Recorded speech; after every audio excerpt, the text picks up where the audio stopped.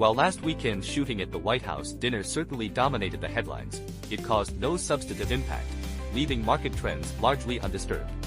Meanwhile, as anticipated, the Middle East situation remains deadlocked with no significant breakthroughs in sight. The next round of negotiations is likely to be conducted through a middleman model, implying an increased probability of continued tug-of-war in the near term. On a more positive note, if no fresh military actions occur shortly, this state of unstable peace is very likely to persist until the vicinity of the U.S. midterm elections. Trump accused the Iranian leadership of internal chaos, stating that the U.S. holds all the cards and that if the Iranian side wishes to talk, they can simply call directly. In response, Iran has maintained a tough stance, insisting that negotiations must proceed according to their own terms. Nevertheless, Iranian officials indicated that if the U.S. softens its position, a second round of negotiations could take place within a few days. The Iranian foreign minister has submitted ceasefire conditions to Pakistan. These terms include implementing a new legal regime for the Strait of Hormuz, receiving compensation, ensuring no further military aggression, and lifting the maritime blockade. Notably, these negotiation conditions are unrelated to the nuclear issue.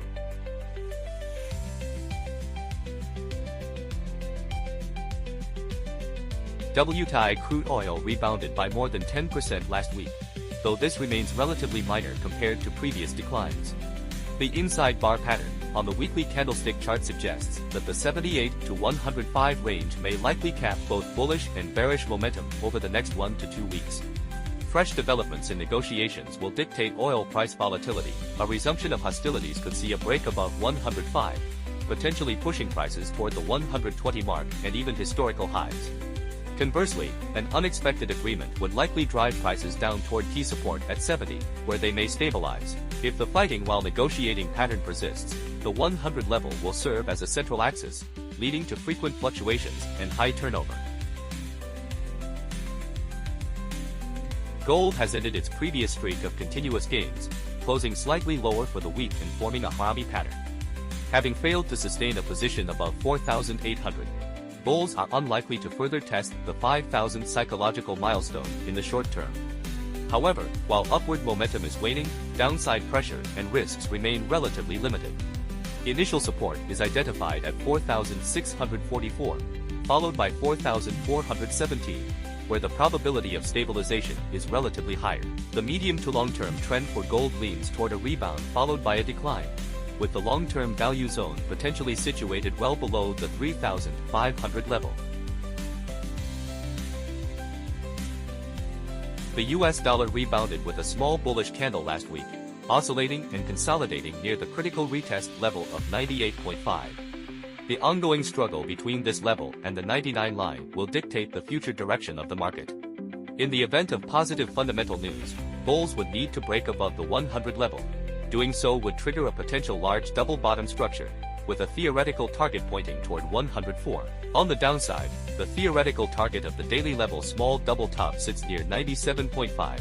A decisive break below this level would signal an acceleration of the downtrend, potentially leading to new lows. Long-term structural pressure on the dollar persists, but a true sell-off in dollar assets may only occur when the market perceives a shift in global hegemony, a change that might only materialize if the conflict enters a new phase, such as a ground war. The S&P 500 maintained its bullish structure last week.